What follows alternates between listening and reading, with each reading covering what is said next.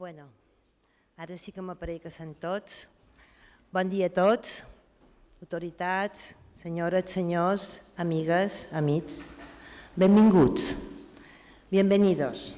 Y muchas gracias por su asistencia a esta conferencia organizada por el Club Última Hora junto con el Cercle de Economía de Mallorca, y en la que abordaremos una de las cuestiones que más preocupan a la mayoría de gobiernos del mundo: las implicaciones económicas y financieras del cambio climático.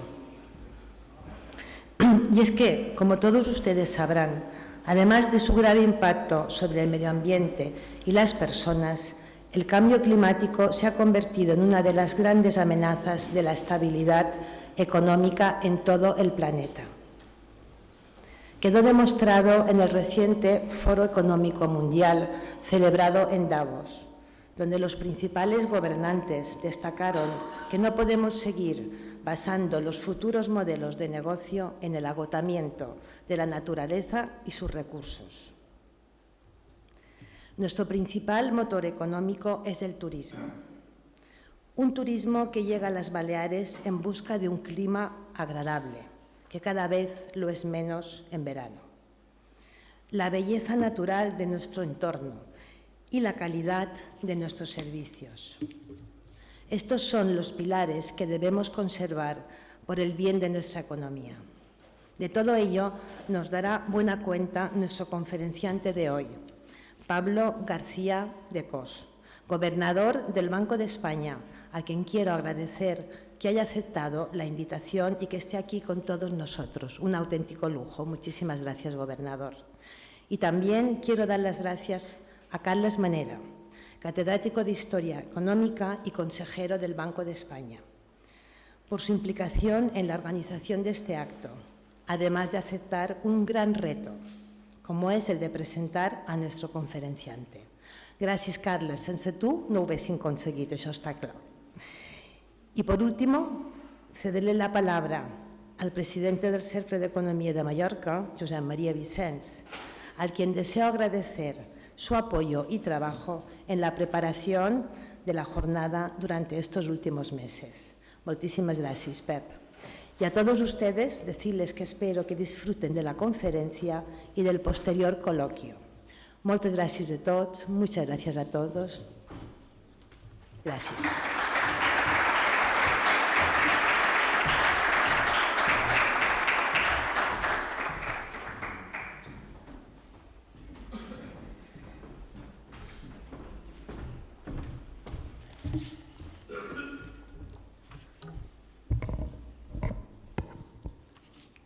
Molt bon dia a tothom, autoridades, gobernador del Banco de España, presidente del Grupo Serra, estimada Carmen, consejero del Banco de España, estimado Carlos, distinguidos invitados, amigos todos. Muy buenos días a todos y muchas gracias por acompañarnos en este encuentro tan especial. No es fruto de la cortesía ni de las buenas costumbres de esta tierra decir que es un honor y una enorme satisfacción poder dar la cordial bienvenida en nombre del Cercle de Economía y de todos los presentes a nuestro ilustre invitado de hoy, el señor Pablo Hernández de Cos. Precisamente la notoriedad, la importancia y los múltiples compromisos de la persona que hoy toma asiento entre nosotros, con una agenda imposible. Se dice que hace 242 años que no viene oficialmente el gobernador del Banco de España, nos ha obligado a unir fuerzas, a hacer lo posible para hacerlo posible. Muchas gracias, Karma, y muchas gracias, Carlas. Es una gran satisfacción, decía, pero también es nuestra responsabilidad. Y nos hemos unido porque en Baleares, que solo supone el 2,4% de la población y aporta el 2,6% del PIB, en Baleares, decía, todos somos muy conscientes de que vivimos en un territorio muy pequeño, la comunidad más pequeña de todas, fragmentado, 4 islas y en medio del mar, que nos embellece y nos hace atractivos pero que también nos aísla. Y todos sabemos y sufrimos las dificultades permanentes que supone el hecho insular, recogido en nuestra Constitución del 78 y en la reciente resolución del Parlamento Europeo de junio de 22, que considera que en las islas concurren por su naturaleza serias desventajas estructurales: dependencia completa del transporte marítimo y aéreo, presión demográfica residencial o estacional, claras limitaciones para el desarrollo de actividades industriales o agrícolas, recursos hídricos o energéticos limitados. Y a todo ello hay que sumar los importantes problemas y desafíos planetarios que nos acechan. Las temperaturas siguen subiendo y hoy nos hablarán de ello. Las pandemias amenazan, las guerras continúan. Demasiados desafíos, algunos interrelacionados, y una sola certeza: quien no se adapta pierde. Precisamente la vulnerabilidad y fragilidad de los dos territorios insulares españoles se pusieron de manifiesto de modo dramático en la pandemia por el coronavirus. El descalabro del PIB regional fue espectacular, menos 23%, menos 7.000 millones de euros, el doble que España y 4 veces más que la Unión Europea. Para hablar con rigor de todos estos temas, para hablar de estabilidad financiera y de crecimiento sano, hemos aprendido que economía y salud van de la mano.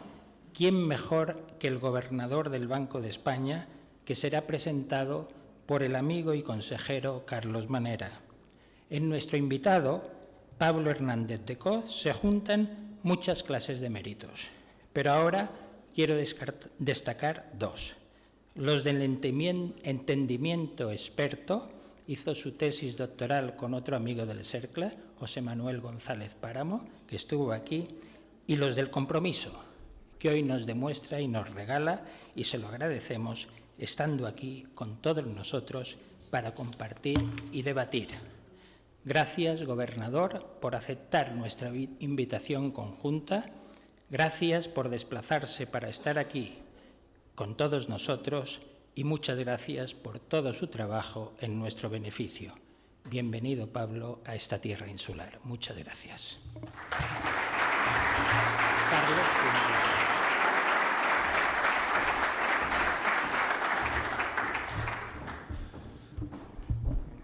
Buenos días, muchas gracias.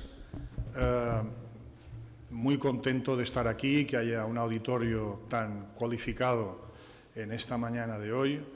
Miren, presentar a un jefe no suele ser fácil, pero en este caso les aseguro que es sencillo. Sencillo por el nivel de relación que tengo con él y por el trabajo que me consta y que conozco que hace. Pero antes que nada, este agradecimiento que les traslado a todos por estar aquí, quisiera especificarlo en el Grupo Serra, en Carmen Serra, y en el Cercle d'Economía, en Josep María Vicens. Estas dos instituciones están haciendo mucho por esta tierra, sobre todo para traernos personajes de primera fila de todos los ámbitos, de todos los campos del conocimiento, desde la cultura, la economía, la política, el derecho. En fin, tenemos aquí muestras elocuentes y hoy tenemos un exponente importantísimo en el campo de la economía. Tenemos ni más ni menos que al gobernador del Banco de España. Antes de entrar en una presentación más precisa, permítanme que empiece con una pequeña anécdota.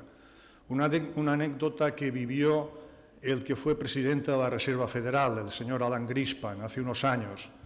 Alan Greenspan fue presidente de la Reserva Federal norteamericana en un periodo muy difícil, fue casi 20 años presidente de la Reserva Federal, le cogió de lleno los atentados de Estados Unidos, la crisis de las empresas .com y el inicio de la gran recesión. Greenspan, un economista muy bien informado, doctor en filosofía, por si no lo sabían, es una cosa curiosa de este gobernador, y una persona muy bien informada, como nos demuestra una biografía muy reciente que escribió Bob Woodward, este famoso periodista que destapó el caso Watergate y que describe a a Greenspan como un hombre encerrado en su despacho de la Reserva Federal, rodeado de una constelación de pantallas donde asistía online a todos los movimientos de la bolsa y las decisiones que se iban tomando. Greenspan también era muy partidario de ruedas de prensa, de comunicación con los medios, y en uno de esos encuentros se dio cuenta que le aseteaban con preguntas muy incisivas por parte de los periodistas. Entonces él, ni corto ni perezoso, les espetó lo siguiente, les dijo: si ustedes están entendiendo lo que les estoy diciendo, es que yo me he expresado muy mal.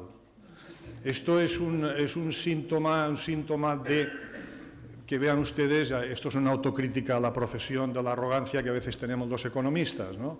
Que debemos ser oscuros, ya que no podemos ser profundos en muchas ocasiones, ¿no? Eso nos facilita el tener esa dosis de modestia e intentar abrirnos a otras posibilidades. Bueno, estas dos anécdotas, estos dos elementos que les cuento, no tienen nada que ver con nuestro conferenciante.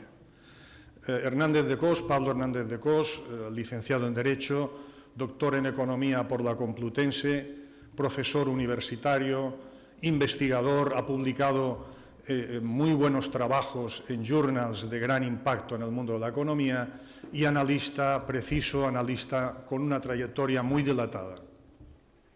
Su experiencia es amplísima, sus orígenes, digámoslo así, están en el propio Banco de España desde hace casi 30 años, pero antes ha trabajado, o en el curso de esa trayectoria, ha trabajado asesorando al Fondo Monetario Internacional, al ECOFIN y a otras instituciones económicas, dando su aportación como analista preciso, riguroso, minucioso. Les puedo garantizar que es así, no son palabras que se las lleva el viento. Trabajando con él uno se da cuenta de estas características. Esto hasta llegar a la dirección del Servicio de Estudios y Estadística del Banco de España, que fue director durante varios años. Quiero que sepan que este servicio de estudios está considerado quizás como el mejor del país, uno de los más reputados de Europa y una referencia ineludible para instituciones internacionales. De manera que Hernández de Cos estuvo ahí aportando sus grandes conocimientos en el mundo económico, su gran experiencia en el mundo internacional, dirigiendo este servicio de estudios que es digamos, una joya de la corona del banco, por decirlo de alguna forma, con sus informes totalmente consultados, reiterados, etc. El gobernador es un hombre, como les decía, minucioso, detallista, tiene el Banco de España en la cabeza. Les puedo asegurar que en cualquier reunión que uno asiste, empezando por los consejos de gobierno, cualquier pregunta, cualquier comentario, por nimio o trivial que parezca, relacionado con el banco, Pablo lo tiene en la cabeza, te sabe dar la respuesta, conoce perfectamente las entrañas porque es un hombre del Banco de España, es un hombre que proviene de ahí, su trayectoria la ha fraguado ahí y la ha consolidado con esa experiencia dilatadísima en el ámbito internacional. A mí me alegra muchísimo que haya hecho un hueco en su apretadísima agenda. Uno le llama al gobernador en algunos momentos y puede encontrarlo en Washington, en Tokio, no sé dónde. O sea, tiene una agenda realmente difícil, por tanto es muy meritorio que haya podido estar aquí con nosotros y nos ofrezca esta conferencia.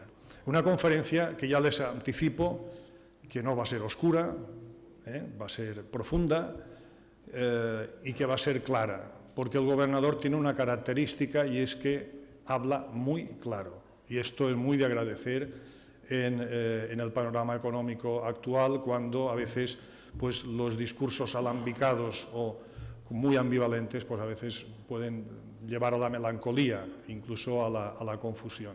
Por tanto, le agradezco muchísimo que haya estado aquí. Se ha recordado por parte de Vicens que es casi, podríamos decir, el primer gobernador del Banco de España que hace una visita completa a esta isla.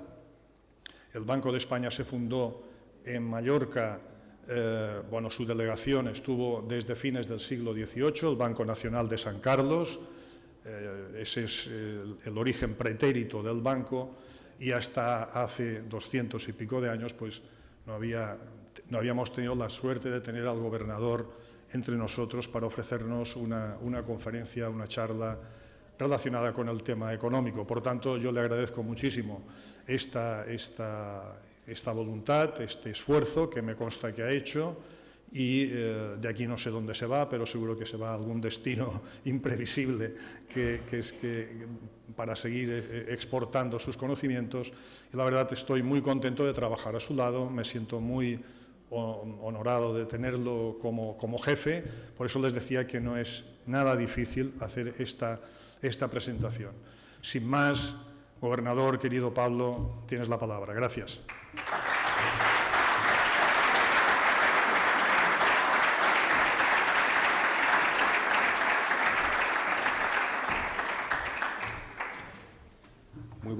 Muy buenos días.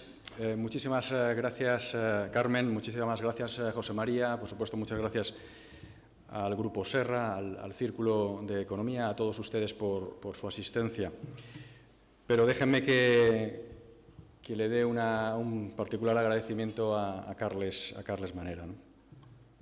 Carles Manera, saben ustedes, lo decía ahí, ¿no? Es catedrático de Historia Económica, pero ahora, sobre todo, al menos para mí, es consejero del Banco de España, es amigo, sobre todo. Los consejeros del Banco de España no son particularmente conocidos porque la labor, digamos, de comunicación del Banco de España la hace esencialmente el gobernador. Supongo que eso tiene algunas facilidades en términos de tener una sola voz. Supongo que también tiene algunas consecuencias negativas, como siempre en economía hay unos trade-offs con los que hay que jugar, y eso probablemente pues lo que elimina es la posibilidad de escuchar a Carles, por lo menos para ustedes, porque yo lo escucho, por supuesto, en los consejos más habitualmente, ¿no? Y quiero agradecerle. El Consejo del Banco de España es muy importante, es el que proporciona la guía, la orientación del funcionamiento del banco, que luego pues, los gestores, ¿no? que en cada momento desarrollamos, y la labor de Carles y del resto de los consejeros creo que han ayudado mucho, desde luego me han ayudado a mí como gobernador en los últimos 5 años y medio, casi ya 6 años, creo que mejorar, ¿no? el funcionamiento y la proyección del Banco de España, y por eso también te lo quería agradecer aquí en tu tierra, Carles, en público. La presentación que voy a hacer hoy es también un cierto homenaje a Carles. Yo creo que desde que le conocí, yo no conocía a Carles, le conocí hace unos años cuando se incorporó al Banco de España, una de sus obsesiones, todos tenemos obsesiones, yo también tengo algunas de ellas, Carles tiene también algunas, tiene que ver con esta presentación, ¿no? Cambio climático. Y sobre todo con que los economistas, los distintos servicios de estudios del país le dediquen esfuerzos a analizar, a investigar las implicaciones del cambio climático desde una perspectiva económica, ¿no? Y, bueno, pues efectivamente en esa labor de guía que tiene el Consejo, y Carles como consejero, pues efectivamente el personal del Banco de España se puso a la tarea desde el primer momento. Lo que voy a hacer hoy es, por tanto, como hago siempre, yo soy simplemente un portavoz, ¿no? de la labor de investigación y de análisis de los servicios del Banco de España, pues es proporcionarles un barrido de uno de los temas, como decía Carmen en su introducción, más importantes, más desafiantes, desde el punto de vista existencial, si uno quiere, pero desde el punto de vista económico, que es algo en lo que yo me voy a concentrar. Sabemos que es el consenso, al menos, que tenemos entre los investigadores, que si no reducimos significativamente las emisiones de gases de efecto invernadero en las próximas décadas, pues el efecto en términos de calentamiento global va a ser muy significativo.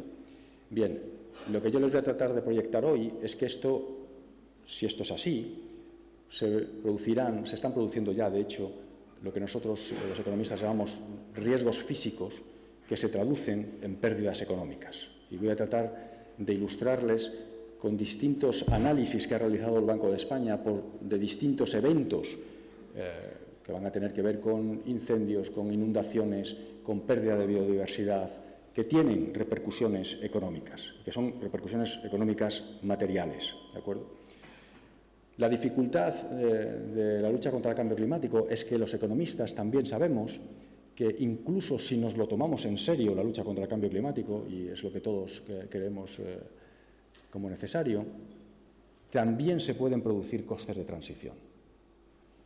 Es decir, puede haber ganadores, puede haber sobre todo perdedores, porque la economía la estructura económica de los países va a exigir que se transforme, y esa transformación no es sencilla, ¿de acuerdo?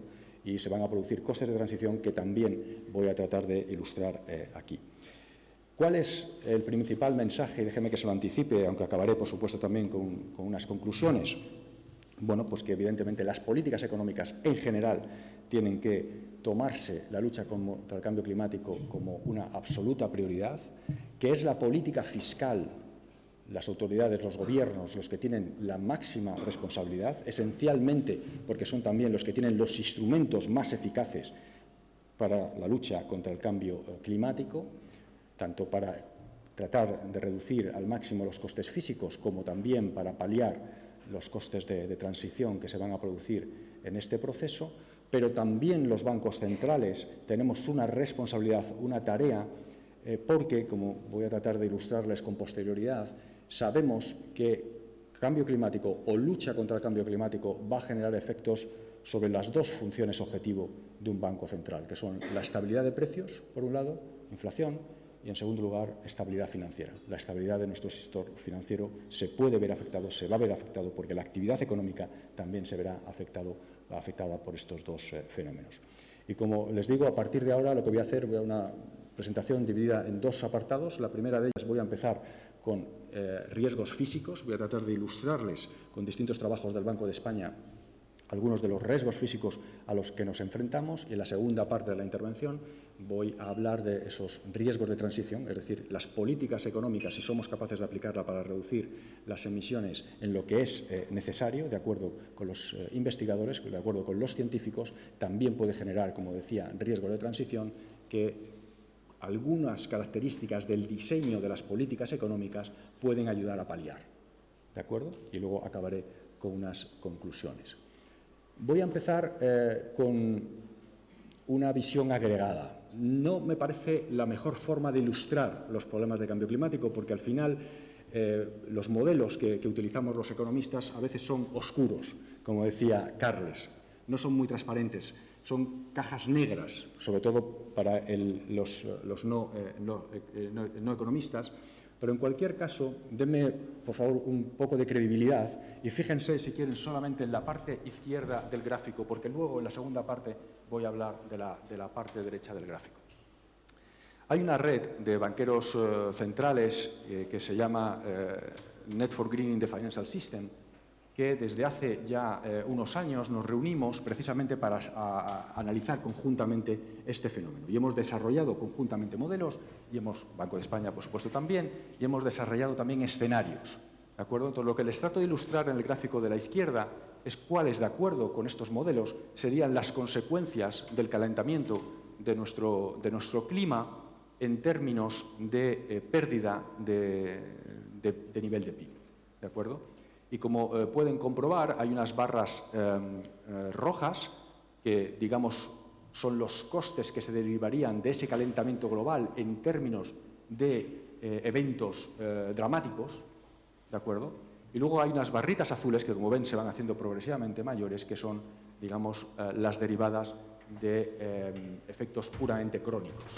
Por ejemplo, crónico es, pues, que, como luego van a ver en un ejemplo que les voy a poner, que el clima se va haciendo más cálido, que la aridez también de nuestro territorio se va haciendo mayor, y eso genera pérdidas económicas que además son de carácter permanente, ¿de acuerdo? Bueno, los números son materiales. Estamos hablando en un horizonte de 2030 en el entorno del 9%, y si nos vamos a horizontes del 2050 del 15%.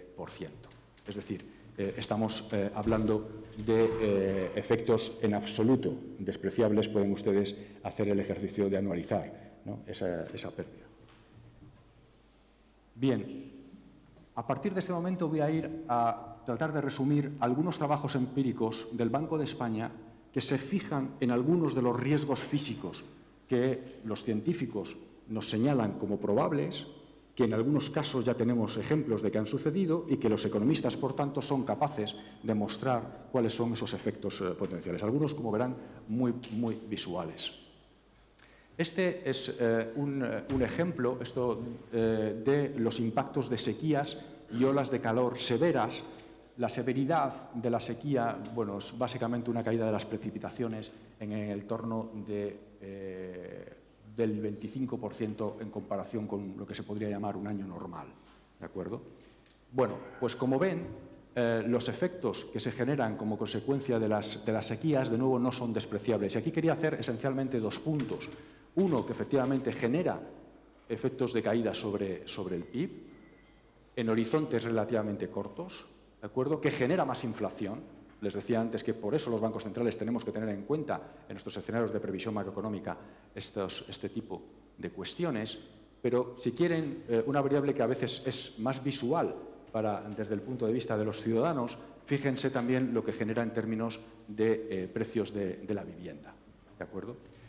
¿Les pueden parecer elevados estos números? Muy probablemente sean lo que los economistas llamamos un lower bound, porque probablemente aquí hay efectos no lineales. Es decir, si la recurrencia de estos fenómenos fuera mayor, pues en un determinado momento podría superarse determinados umbrales que aumentarían probablemente los efectos. El segundo aspecto, que es algo que voy a subrayar a lo largo de toda la presentación, tiene que ver con lo que se refleja en el gráfico de la derecha, y es la enorme heterogeneidad. Y esto voy a volver sobre ello cuando hable del diseño óptimo de las políticas de lucha contra el cambio climático, pero déjenme que lo anuncie ya, que es la importancia de que las políticas de lucha contra el cambio climático se acompañen de políticas redistributivas, porque si no va a ser prácticamente imposible lograr un acuerdo social de apoyo de esas políticas. Y como ven, pues en este caso, la construcción, industrias extractivas o silvicultura, explotación forestal, pesca, etcétera, son los sectores más afectados. Todos ellos están afectados, pero desde luego unos más que otros. Déjenme tomar un segundo ejemplo, que tiene que ver con la evolución de la aridez en España. Por cierto, como sé que están tomando algunas fotografías, se publica, siempre lo hago por motivos de transparencia, un discurso de una manera más ordenada probablemente de lo que yo voy a hacer, pero por no aburrirles, ¿no?, con una lectura del discurso lo voy a hacer de esta manera, que encuentran en la web del Banco de España, y también las transparencias están en la web del Banco de España, ¿no? Se las pueden, por supuesto, descargar.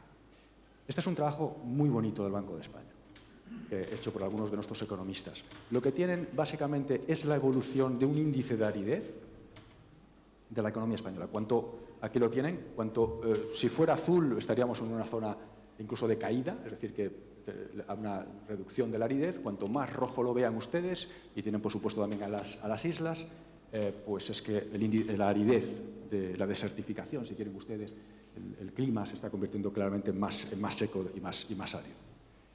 Bueno, de nuevo, dos mensajes muy parecidos a los anteriores. Está claro que este mapa de aquí, más reciente, si lo comparan con el extremo de la izquierda, es claramente más rojo, es decir, el territorio español es claramente propenso, ¿no?, a este fenómeno de la mayor aridez, pero también con bastante heterogeneidad. Ven ustedes que hay algunas zonas en blanco que prácticamente no han cambiado, ¿no?, en las últimas décadas, incluso algunas en la cuenca del Ebro, por ejemplo, pues incluso han mejorado en términos de aridez, ¿no? Yo, por ejemplo, que soy de Cantabria, pues siempre me fijo, ¿no?, en mi tierra, y es sorprendente ver, ¿no?, cómo una comunidad autónoma como Asturias parece que no está viéndose afectada, está en blanco, ¿no?, en este gráfico, y sin embargo, pues nuestra comunidad autónoma, mi comunidad autónoma, pues sí que está sufriendo, ¿no?, este elemento de aridez. O sea, esa heterogeneidad a los economistas nos gusta mucho, porque es la que nos permite precisamente analizar las diferencias, ¿de acuerdo? Si luego voy a encontrar o no efectos sobre variables económicas. Y los economistas del Banco de España lo que se han concentrado es en el crédito. Y dirán ustedes, ¿por qué el crédito? Porque hay variables que me interesarían más, ¿no? El PIB, la inflación, la población incluso. Bueno, básicamente porque de crédito tenemos información mensual. Y esto permite la parte microeconómica, ¿no?, explotarla de una manera mucho más profunda, pero en cualquier caso el crédito, estaremos todos de acuerdo que probablemente es un indicador que anticipa, ¿no?, que puede estar pasando también con el crecimiento económico, ¿no? Puede ser una proxy, ¿no? En cualquier caso los investigadores del Banco de España siguen trabajando sobre el resto de variables, ¿no? Pero a día de hoy, este trabajo todavía no está publicado, les voy a presentar estos resultados. Bueno, ¿qué encontramos? Bueno, pues que efectivamente la aridez afecta negativamente al volumen de crédito. Ahí lo tienen. En horizontes largos, ¿de acuerdo? Estamos hablando, son años lo que tienen en el eje de las X, pero como ven, el efecto no es en absoluto despreciable e incluso con unos efectos también no lineales al final. Y de nuevo, segundo aspecto que quería subrayar, vuelvo a repetirlo, no todos los sectores son iguales. Y como pueden comprobar, pues en particular en este caso, uno de los sectores más afectados es el sector agrario y pesquero, en el que, como ven, en el eje de las Y's, si lo comparan con el de la izquierda, pues los efectos, y además en un intervalo de tiempo más corto, son también claramente mayores. ¿De acuerdo? Bien, un tercer ejemplo. Este tiene que ver con los incendios. Bueno, saben que se producen, desgraciadamente, incendios en España, bueno, todo el mundo, por supuesto, también en España. España particularmente, las cifras, cuando uno calcula el volumen de tierra quemada en un año determinado, pues España, del conjunto de Europa, pues España es, desgraciadamente, representa un porcentaje muy elevado.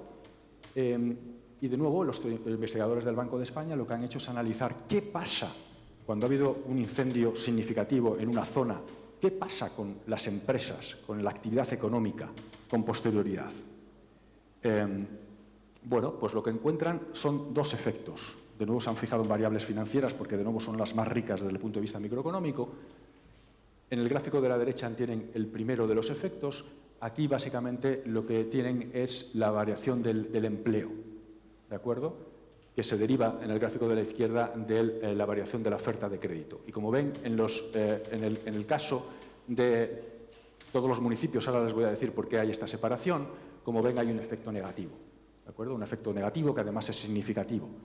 Bien, lo interesante de este trabajo, esto, por supuesto, ilustrar esto ya en sí mismo es interesante, pero el segundo aspecto en el que se han focalizado los investigadores es en analizar si había alguna diferencia en aquellas zonas geográficas en las que había bancos locales.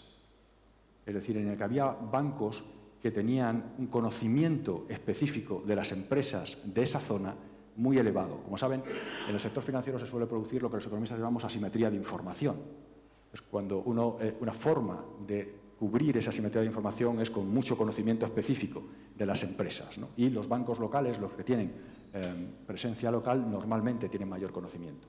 Bueno, lo que demuestra este trabajo empírico es que esos bancos locales son particularmente importantes para las empresas tras los incendios, porque realmente conocen el business case, ¿no?, de la empresa, pueden perfectamente identificar que el incendio a lo mejor no afecta estructuralmente a ese business case y están, por tanto, más dispuestas a seguir prestándolo.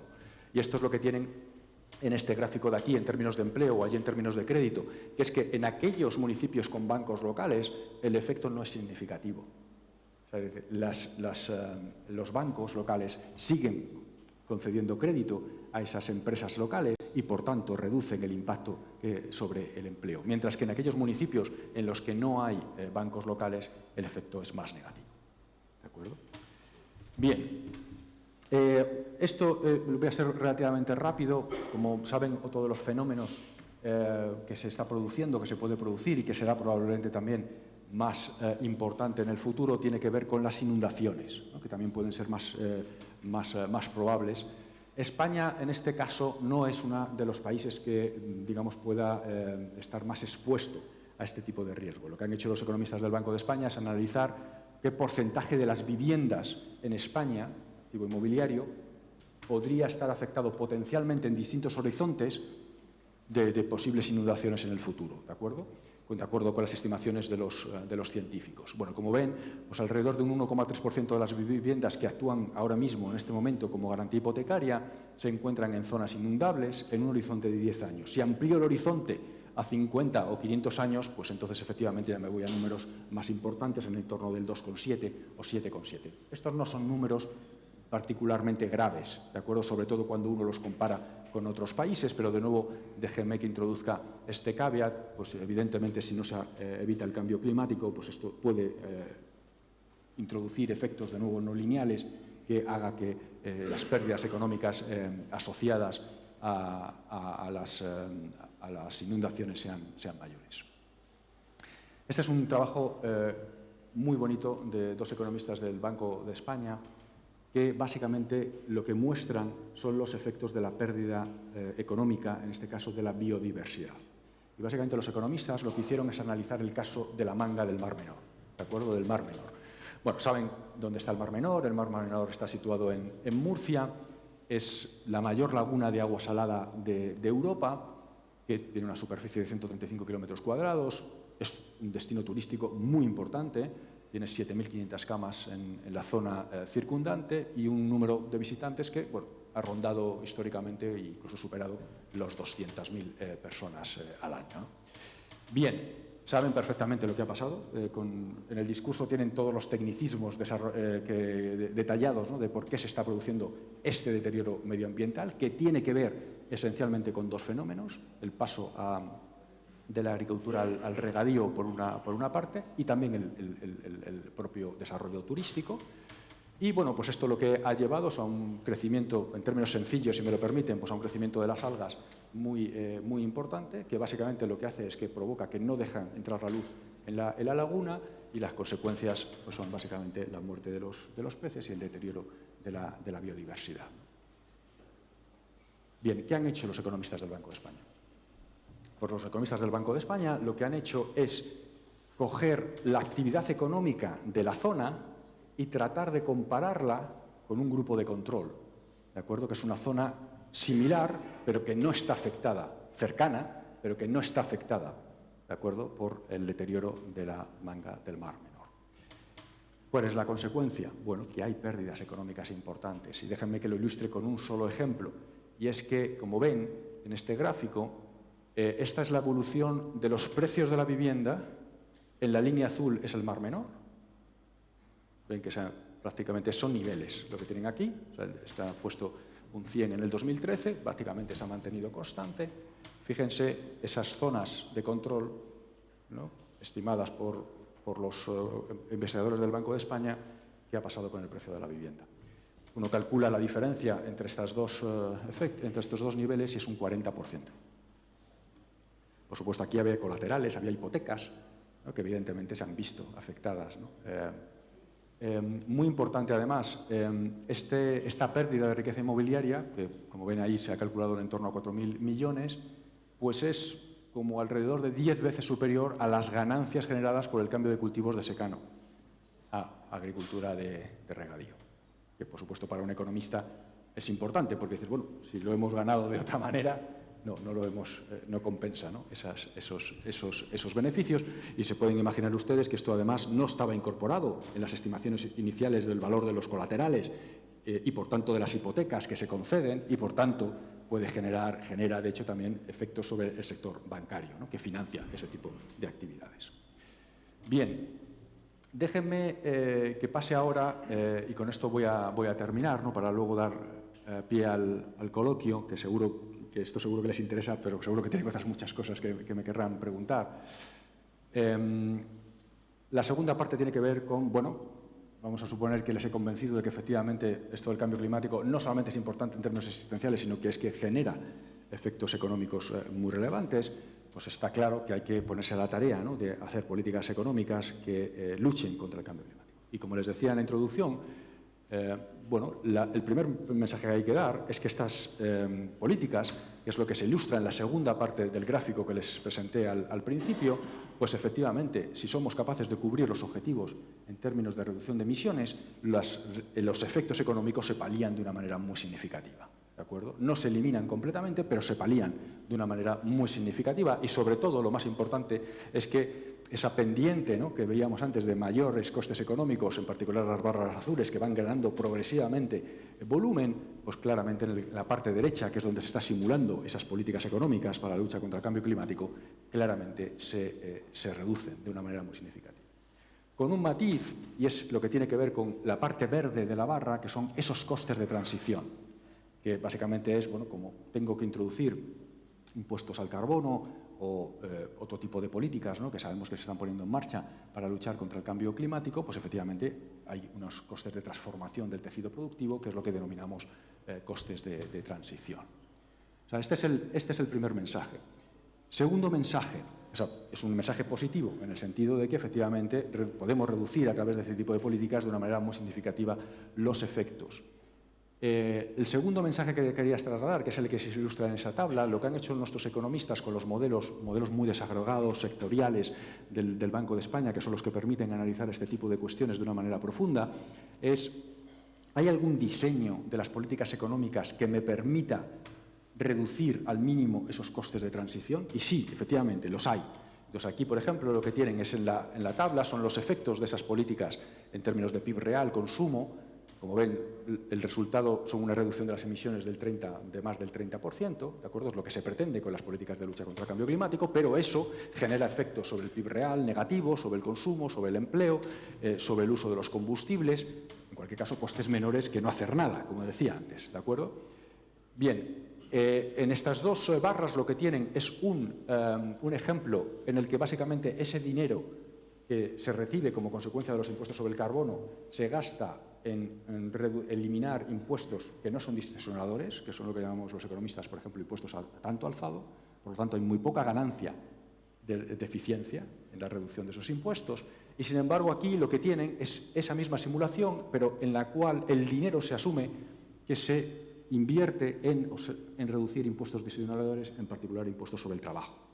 ¿De acuerdo? Que sabemos los economistas que son impuestos que generan efectos negativos.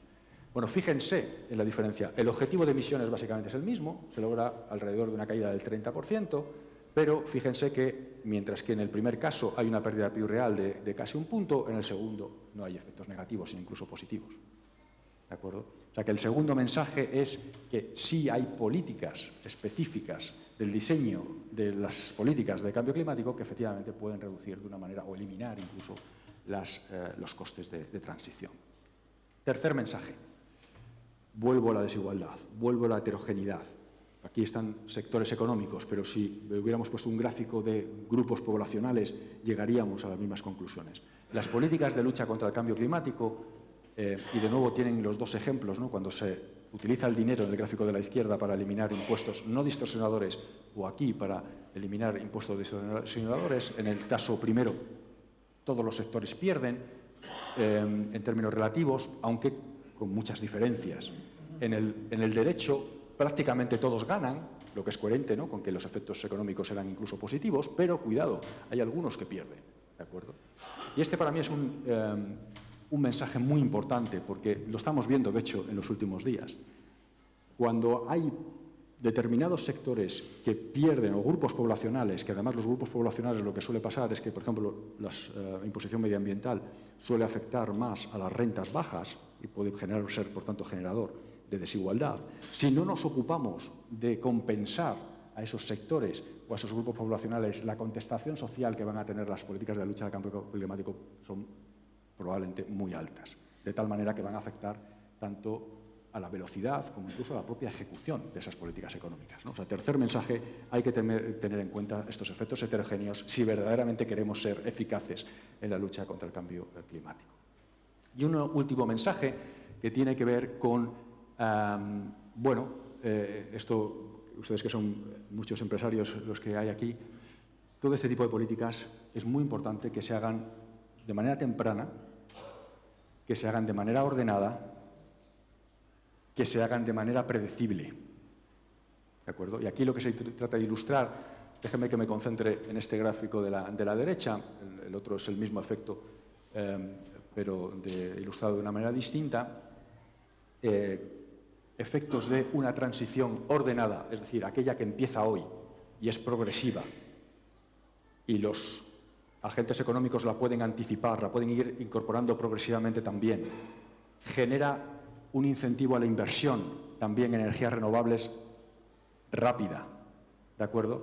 Bueno, lo que nosotros hemos hecho en el Banco de España es hacer unos stress test al sector bancario de, todos los efectos que se pueda generar desde el punto de vista económico, trasladarlo a cuáles podrían ser las pérdidas de capital de los bancos. Bueno, como ven, las pérdidas de capital de los bancos en términos, en la simulación de transición ordenada son prácticamente cero. Fíjense ustedes, sin embargo, cuáles son los efectos en una transición desordenada.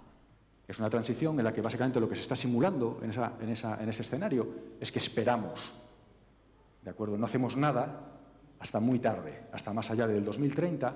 Entonces, a partir del 2030 tenemos que reaccionar, es lo que está dibujado en el gráfico de la izquierda, de una manera muy abrupta.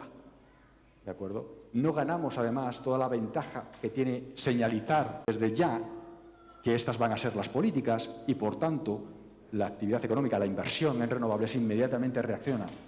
¿De acuerdo? Que es uno de los efectos más importantes del modelo que genera esta diferencia entre ordenado y desordenado, tiene que ver precisamente con la reacción endógena de la inversión en energías que permiten precisamente reducir las emisiones con un coste menor, ¿no? Y con esto terminaría. 3 mensajes que les quería trasladar, que me parece que se ilustran bien con todos estos trabajos de los investigadores del Banco de España. El primero, muy obvio, los científicos nos dicen que efectivamente si no reducimos las emisiones de gases con efecto invernadero va a haber un calentamiento global que lo que yo les he querido ilustrar hoy, que va a tener repercusiones económicas y financieras muy significativas. 2, que se pueden evitar o reducir de una manera significativa estas pérdidas con políticas económicas adecuadas, diseñadas precisamente para evitar ese calentamiento global. 3, que en cualquier caso los efectos van a ser muy heterogéneos y que, por tanto, es muy importante que tengamos en cuenta los efectos redistributivos de esas políticas para tratar de compensarlos de tal manera que, por una parte, no aumentemos la desigualdad y, en segundo lugar, para que verdaderamente tengamos el apoyo social necesario para realizar esas reformas.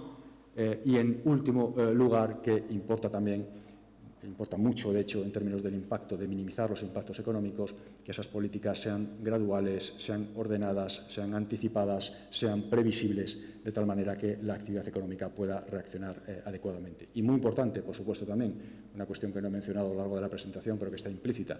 Este es un problema global y, por tanto, las políticas económicas deben ser coordinadas internacionalmente.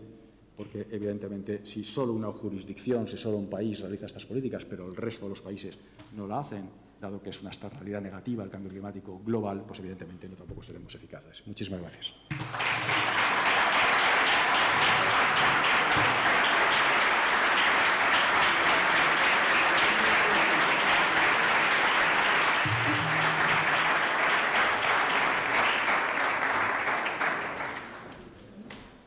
Sí.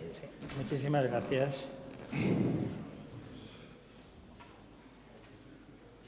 Muchísimas gracias, Pablo, por esta presentación, porque además podría haber parecido que hablar del cambio climático cuando viene después de 240 años el gobernador de España, pues era una cosa rara, pero sin embargo...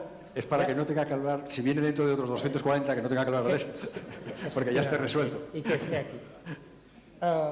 Pero había dicho en la presentación que hoy nos unen muchas cosas aquí, ¿no?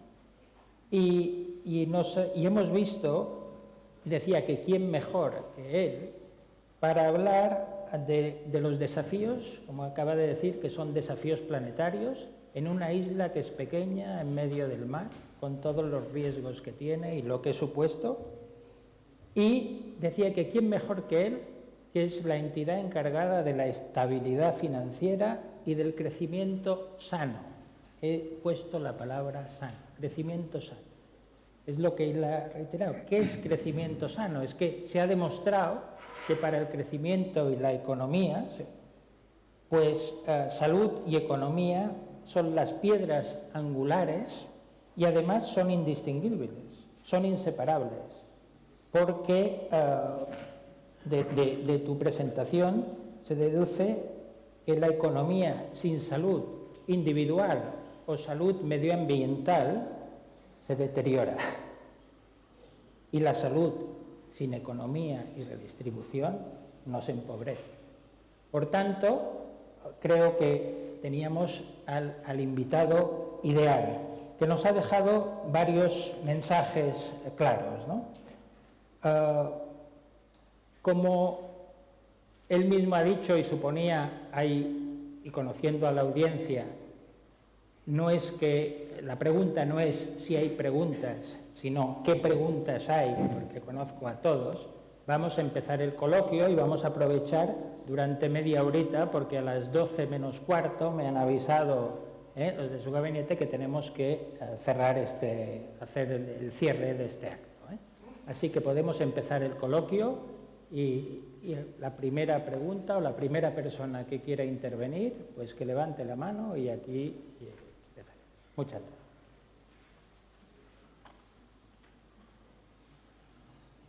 Y no tiene que ser necesariamente sobre cambio climático.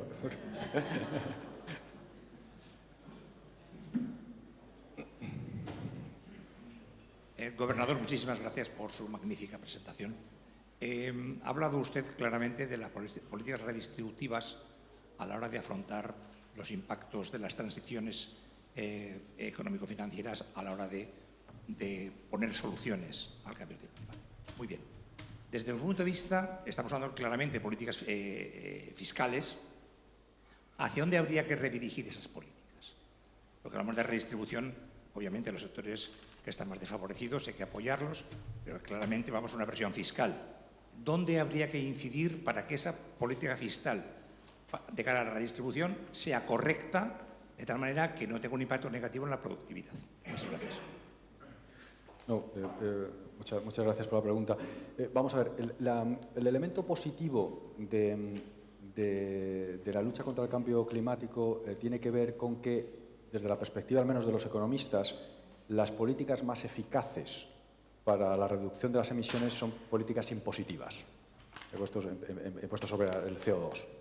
¿Por qué digo que eso es positivo? Bueno, porque uno se supone que con impuestos lo que hace es recaudar. Y, por tanto, con impuestos medioambientales en general, lo que tiene es mayores ingresos públicos que entonces puede utilizar, sin necesidad de tener que aumentar otros impuestos, precisamente para esas políticas redistributivas. Entonces, su pregunta es, bien, fenomenal, tenemos los ingresos que hemos precisamente derivado de la propia lucha contra el cambio climático, ahora, ¿hacia dónde tenemos que destinarlos? Bueno, pues lo que yo creo que hay que hacer es, en cada momento, es un análisis de cuáles son los grupos poblacionales o los grupos sectoriales, ¿no? Empresas sectoriales, sectores en último término, que van a estar más afectados. Usted ha dicho una cosa muy importante, y es que esa compensación, ¿no?, que se pueda hacer, esa utilización, redirección, ¿no?, de esos ingresos públicos que obtenemos a través de las políticas medioambientales, de impuestos medioambientales, tiene que hacerse sin que se generen los desincentivos a seguir con la transformación, ¿de acuerdo? Esto es muy importante en el diseño último de esas políticas de compensación. Por eso, por ejemplo, en el caso que nosotros ilustrábamos aquí, en el modelo, en las simulaciones del modelo, lo que se hace es una reducción de impuestos del trabajo que son distorsionadores, ¿de acuerdo? Bueno, pues una alternativa sería reducirlo para aquellos colectivos que tengamos el conocimiento de que efectivamente han podido estar más afectados negativamente. Nos puede servir de ilustración de esta problemática lo que sucedió con la crisis energética del año 2022. Se inicia la guerra de Ucrania, se produce un incremento, ya se había producido antes de la guerra incluso, un incremento de los precios energéticos, tanto del gas como de la electricidad, muy significativo. Y en el Banco de España, por ejemplo, pues hicimos un análisis microeconómico de cuál era el impacto sobre los distintos grupos poblacionales. Y el resultado, muy obvio por otra parte, o bastante intuitivo al menos, era que efectivamente los grupos de menor renta serán los más perjudicados por esos incrementos de la energía, digo, entre los ciudadanos al menos. Bien, ¿por qué? Bueno, básicamente porque en la cesta de consumo había subido no solamente la energía, sino también los precios de los alimentos, como sabemos, ¿no?, como consecuencia de la guerra de Ucrania. Pues el peso que tienen tanto energía como sobre todo alimentos en la cesta de consumo de una familia de rentas bajas es claramente mucho mayor que en las rentas altas, ¿de acuerdo? Entonces, con este análisis granular específico, que es uno de los grandes mantras del Banco de España, que se utilice ese análisis microeconómico para el diseño de las políticas económicas, es como se podría, ¿no?, precisamente seleccionar adecuadamente cuál es la aportación que se les debe hacer a esos ciudadanos, ese alivio, ¿no?, de los efectos negativos, ¿no? Al final, el incremento de los precios de la energía, en ese caso, en el año 2022, vino de un factor exógeno completamente, y por supuesto muy negativo, como es una guerra, pero podría haber venido de un incremento simplemente de los impuestos medioambientales, y los efectos habrían sido probablemente los mismos, al menos desde este punto de vista de desigualdad, ¿no?, del que estamos hablando ahora.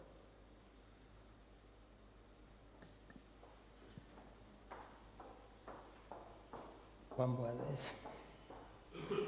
Muchas gracias por la conferencia y por sus explicaciones. Yo le quería preguntar si ve la resolución de la problemática del cambio climático sin abordar también el tema poblacional, el tema demográfico y la explosión demográfica que parece impagable.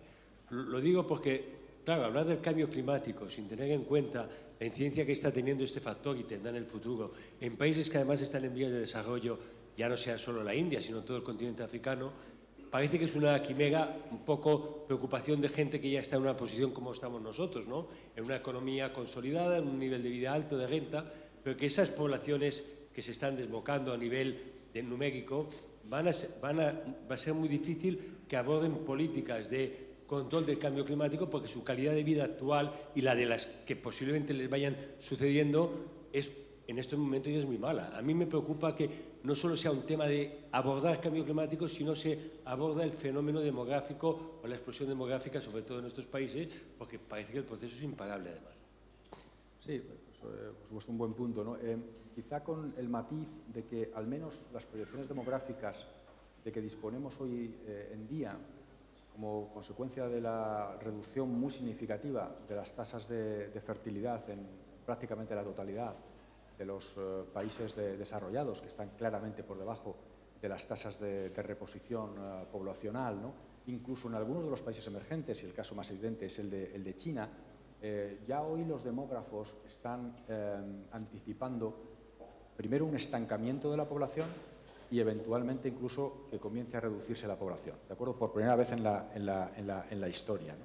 Y de hecho, pues digamos, el fenómeno derivado de esto pues es evidentemente el del envejecimiento poblacional, del que hoy no he hablado, pero que por supuesto también en el Banco de España se ha analizado como uno de los grandes retos estructurales y, por cierto, no solamente, aunque también desde el punto de vista de cómo impacta esto, ¿no?, en la sostenibilidad de los sistemas públicos de pensiones, sino también de cómo afecta esto al crecimiento económico, a la productividad, a la propia desigualdad, etcétera, ¿no? Quizá desde la perspectiva del cambio climático relacionado con demografía, a mí una cuestión que, de hecho, los investigadores enfatizan mucho son las consecuencias que se puedan generar sobre flujos migratorios. Y bueno, cómo, por ejemplo, pues si una de las consecuencias es menos lluvias, mayor desertificación, mayor dificultad, por tanto, para vivir en determinados territorios, cómo las personas que viven en esos territorios pues puedan tener casi la necesidad de desplazarse a otros territorios. Y esos otros territorios, ¿qué capacidad tienen de absorción, digamos, ordenada de nuevo de esa población, ¿no? Y de nuevo me preocupa esta cuestión, por lo mismo que enfatizaba antes los elementos distributivos, es que, por supuesto, eso puede condicionar también las propias políticas económicas que son necesarias para la lucha contra el cambio climático. O sea, que, sí, estoy absolutamente de acuerdo con usted que la parte demográfica de la cuestión es muy importante. José. Muchas gracias, gobernador. Parece que ha quedado demostrado que la existencia de entidades de ámbito local ayuda a paliar las crisis, tanto esta como otras. ¿Cree usted viable o interesante que vuelvan a existir entidades financieras de ámbito local? Bueno, vamos a ver, nosotros, este es un tema que el Banco de España le ha dedicado, este es un ejemplo. También estamos analizando otro fenómeno estructural de la economía española que tiene que ver con, bueno, esto que se ha llamado la España vaciada, ¿no?, y la despoblación de determinados territorios, ¿no? Y hay algunos trabajos empíricos del Banco de España que, bueno, han analizado cómo se está produciendo ese fenómeno y qué razones pueden estar detrás de él. Y también se ha encontrado que efectivamente la falta de presencia del sector financiero local pues pueda, digamos, exacerbar, ¿no?, algunos de los problemas, ¿no?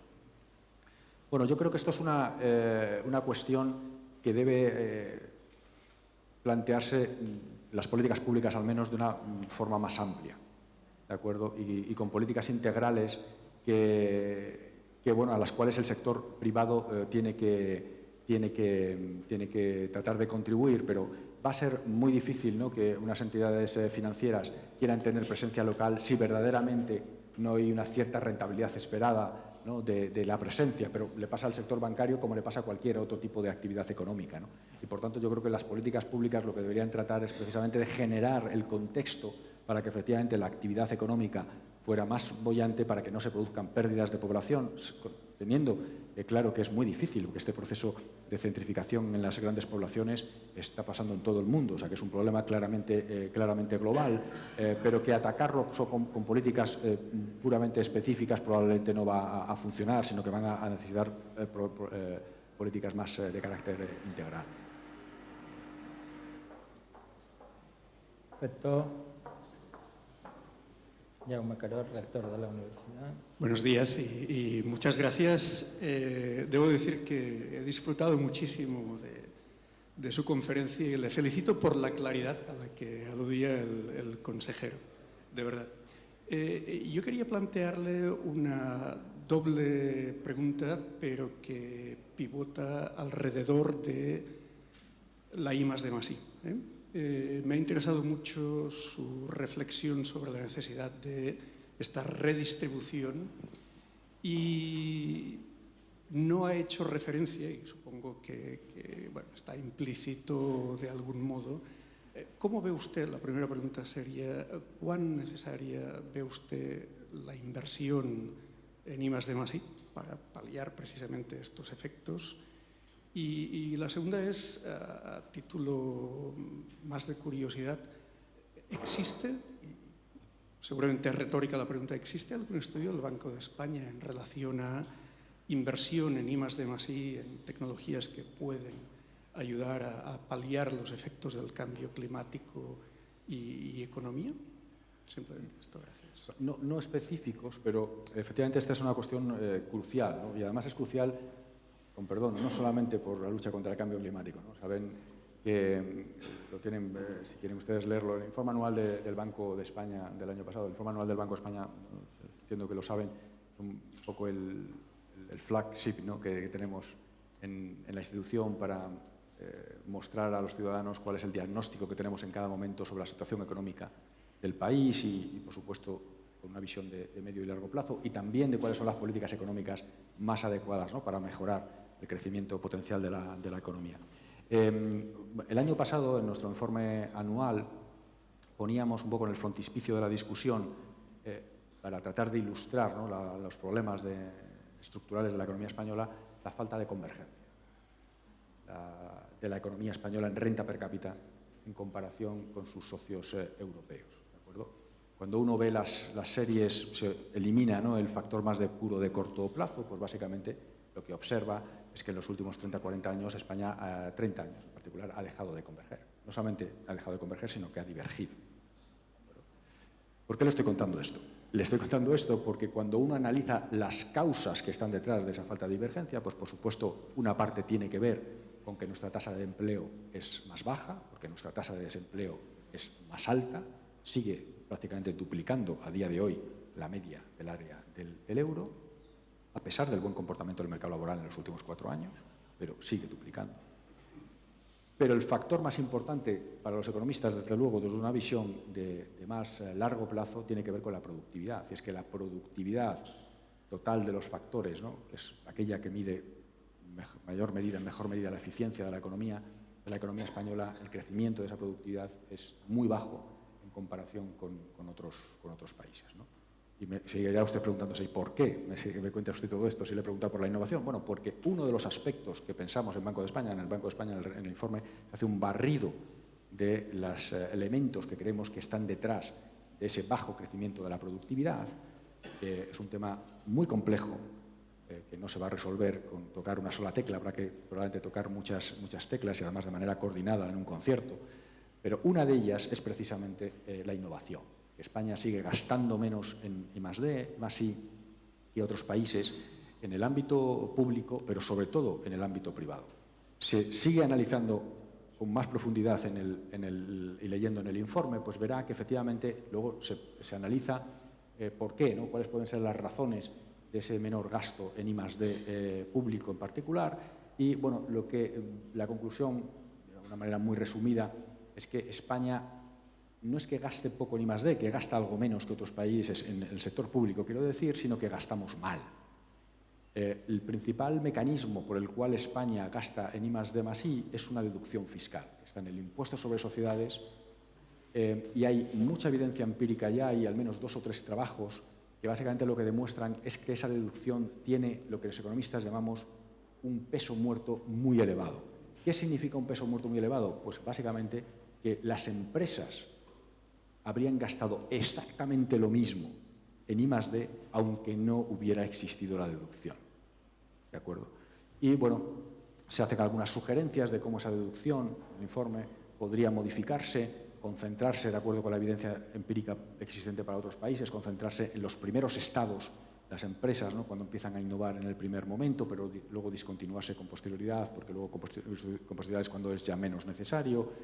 No es tan necesario en empresas muy grandes, a lo mejor en empresas más de tamaño pequeño y mediano, etcétera, ¿no? Entonces, bueno, este son el tipo de análisis que desde el Banco de España estamos haciendo, ¿no?, primero de diagnóstico, pero luego también tratando de incorporar, ¿no?, opciones de política económica que sean realistas, pero sobre todo que también sean eficaces y útiles, ¿no? Pero totalmente de acuerdo con usted que es uno de los grandes problemas de la economía española, que tiene que ver con productividad y dentro de la productividad con un aspecto la innovación, que por supuesto también afecta a la lucha contra el cambio climático, porque sabemos que va a ser un elemento fundamental de cara a ser eficaces en esa lucha, en términos también de generar el menor coste económico, ¿no? Y que yo creo que es importante, por tanto, en esa doble dimensión, que si tenemos una situación inicial mala, pues nos tomemos incluso con una razón adicional el cambio climático para tratar de mejorarlo.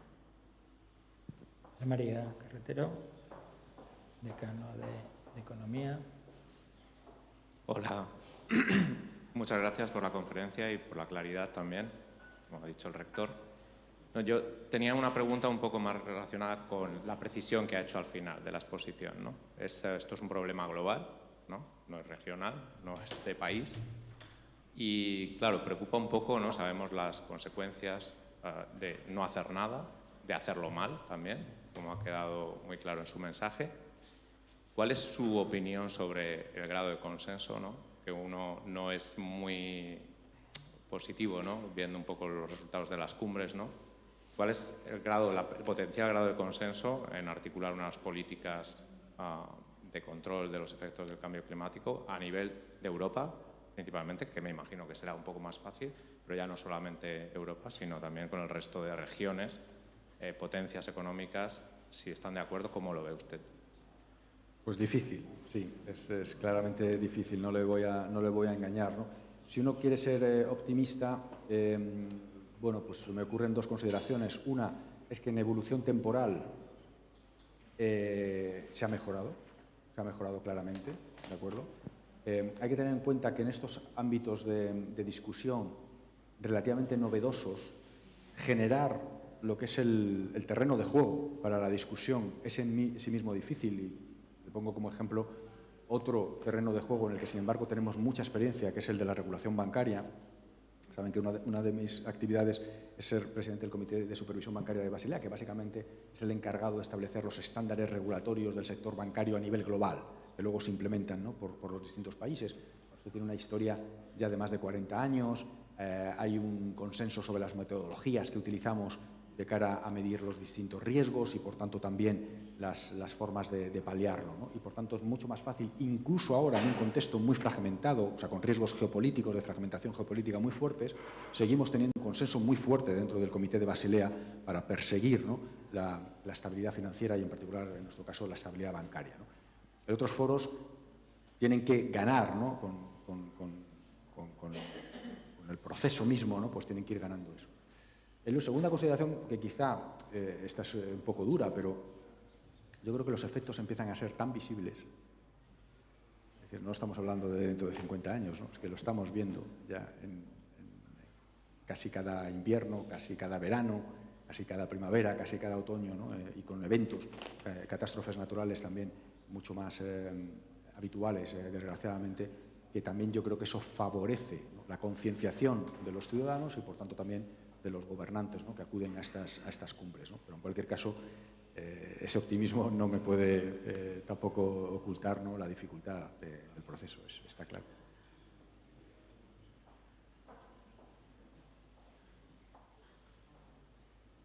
Gracias, buenos días.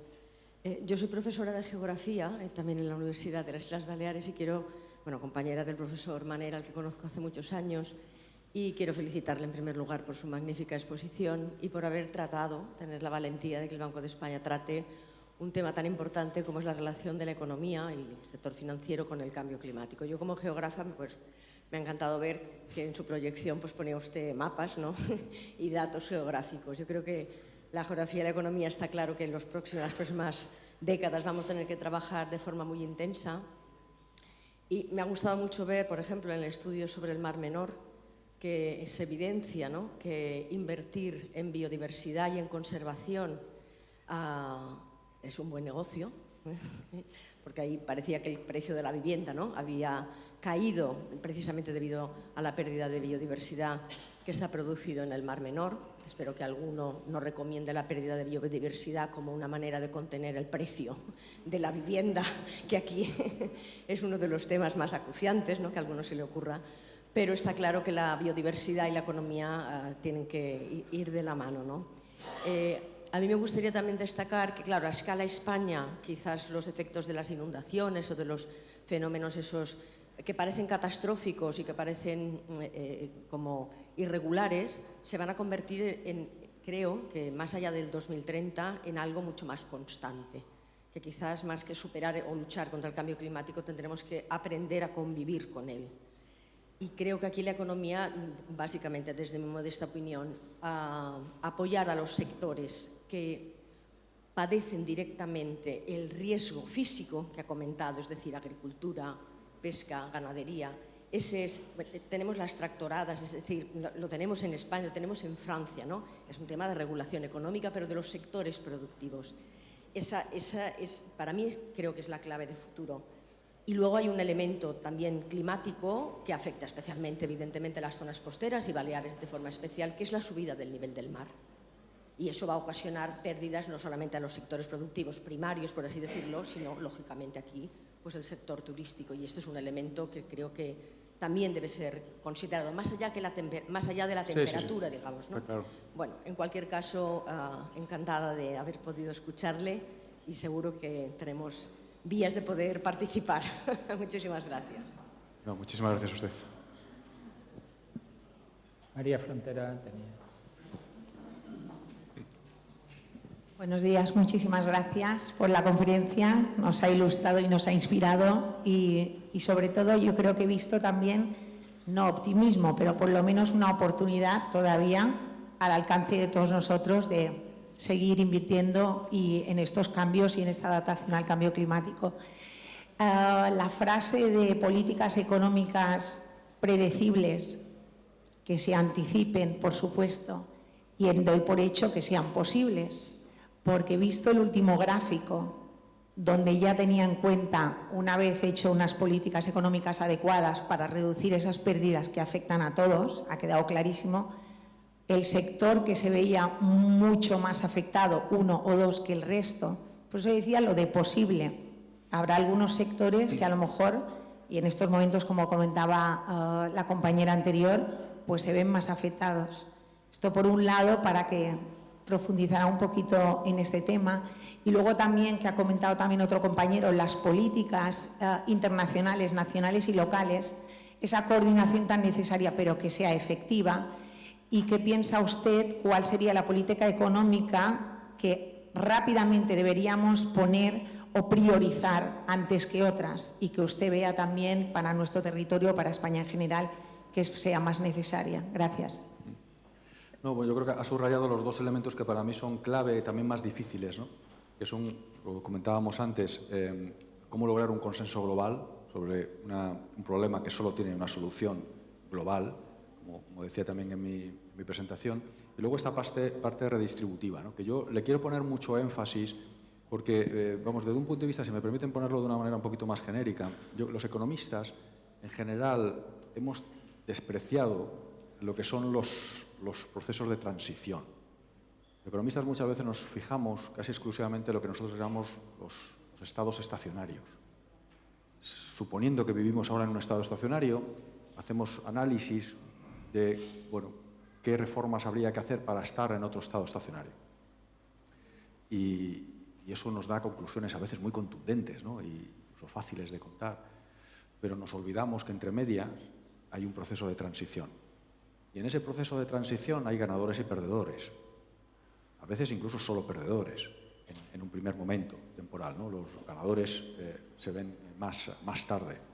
Y nos olvidamos también de lo que llamamos la economía política del asunto, ¿no? Que es cómo convencer, por tanto, a la sociedad que ve costes de corto plazo y que le resulta mucho más difícil percibir, interiorizar sus decisiones, incluso de voto, ¿no? Esos beneficios de medio y largo plazo. Y por eso, creo que lo he repetido 5, 6, 7 veces, quizá incluso más durante la presentación, yo he querido evitar ese error, ¿no? En mi presentación. Mis economistas, desde luego, lo están haciendo.